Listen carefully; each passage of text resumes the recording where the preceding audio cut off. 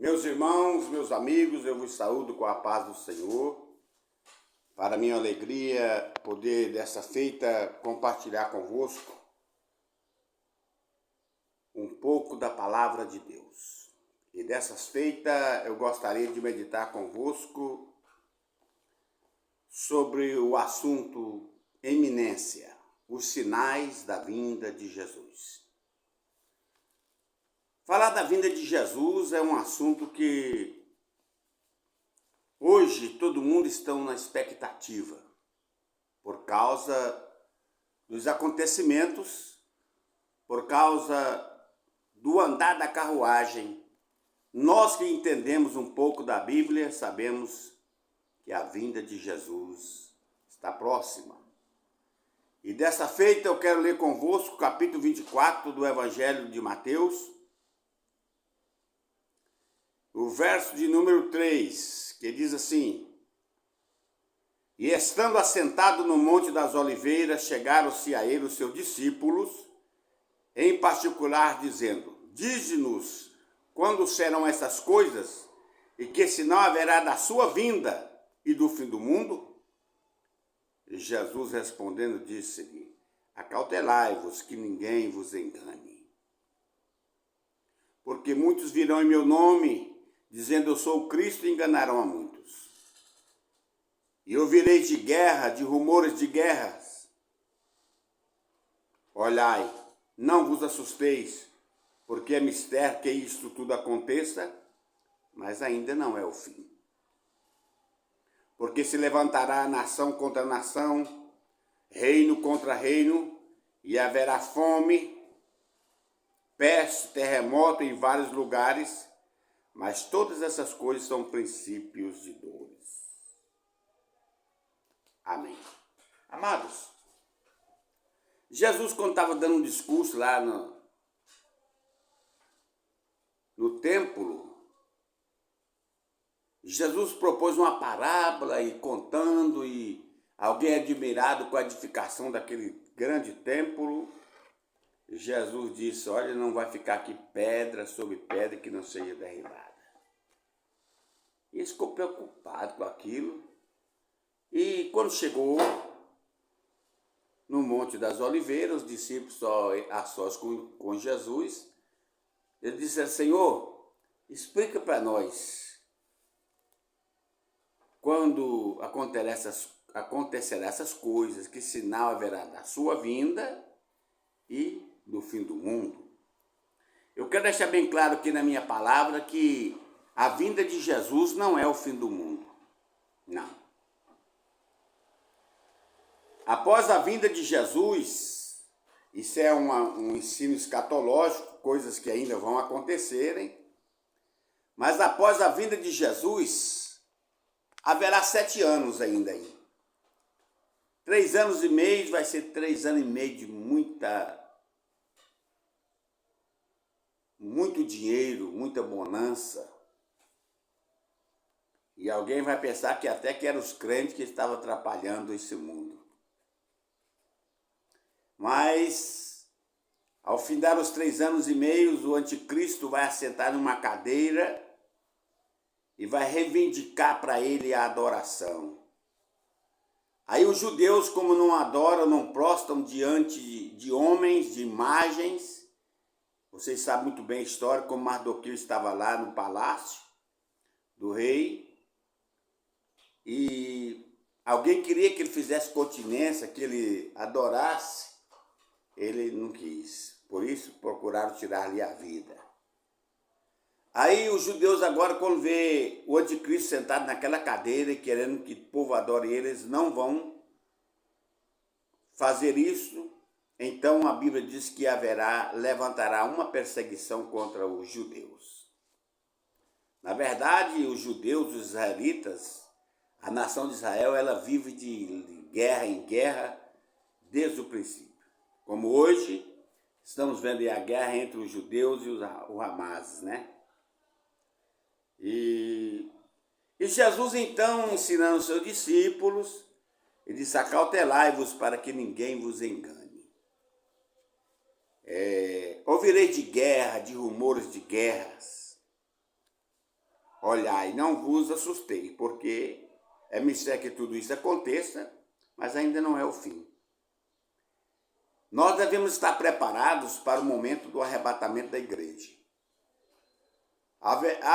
Existe algumas pessoas que discordam do arrebatamento que acontecerá invisivelmente aos olhos de muita gente.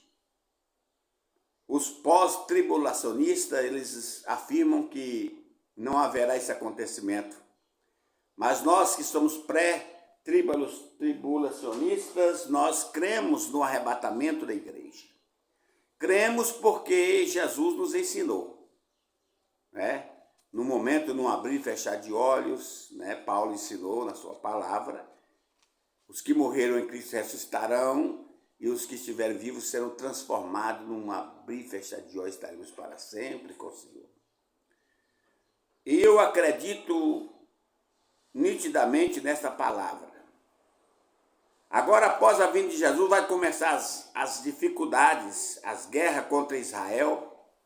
A Bíblia diz que naqueles últimos 3 anos e meio, as nações vão alinhar-se, todas elas contra Israel, para destruir, varrer Israel do mapa. Israel, quando vê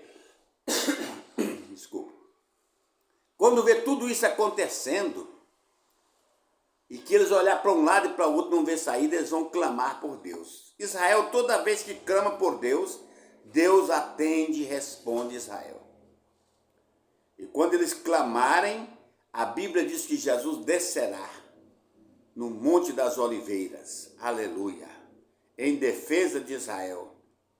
E abrirá-se ao vale, chamará-se o Vale de Josafá, e Israel vão se livrar saindo por aquele vale, e a Bíblia diz que Jesus, com o sopro do seu nariz, ele destruirá todos os inimigos de Israel. Israel agora confessará Jesus como Messias e se instalará o milênio sobre a face da terra. Meus amados, nós que lemos a Bíblia sabemos muito bem que esses sinais aqui que Jesus falou, levantará nação contra nação, reino contra reino, haverá fome, peste, terremotos em vários lugares. Mas todas essas coisas são princípio de dores. E hoje nós vemos nação contra nação, terremotos por aí em vários lugares, né?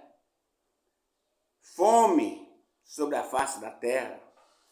Hoje mesmo nós estamos aí olhando a situação que estamos enfrentando aí.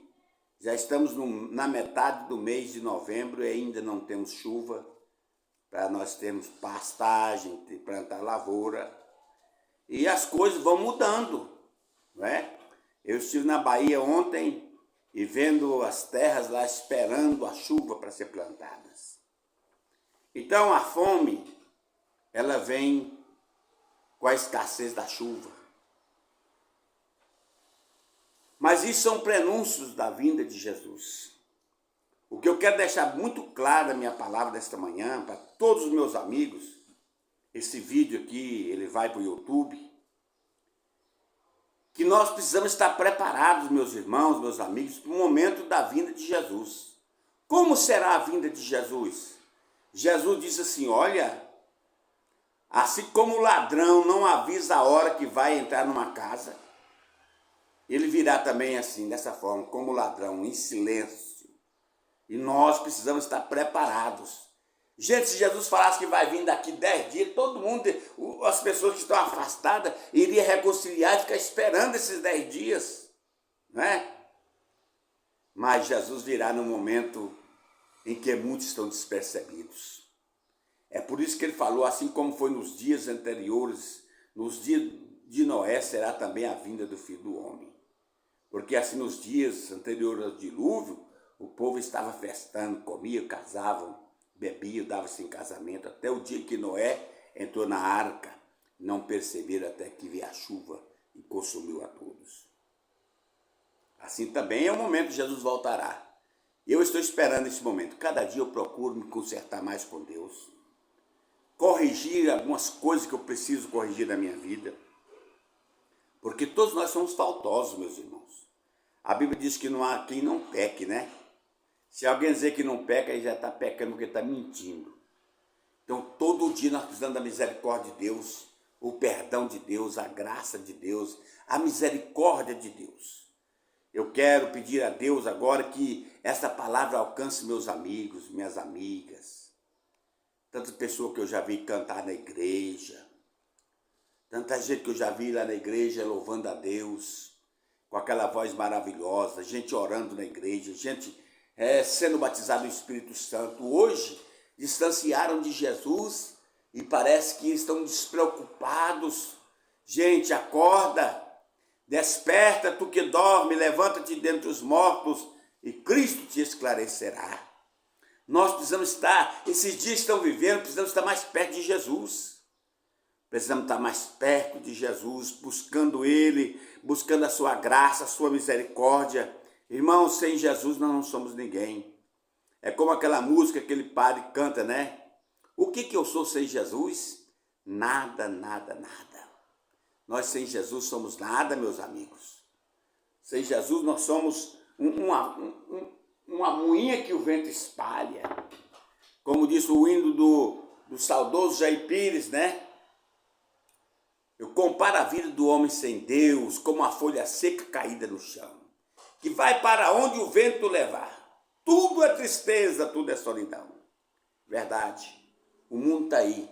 De vez em quando um suicida, de vez em quando um apronta outra coisa, porque não tem paz, não tem alegria. Mas louvamos a Deus porque dentro do nosso coração reina a paz, reina a alegria. Porque Jesus disse à mulher samaritana, na hora que ele estava evangelizando ela, lá no poço de Jacó, ele disse: mulher, se tu beber da água que eu lhe der, você não vai ter mais sede, porque se fará nele, aquele que bebe da água que eu dou, se fará nele uma fonte de água viva que salta para a vida eterna. E essa fonte de água viva é a alegria do Espírito Santo.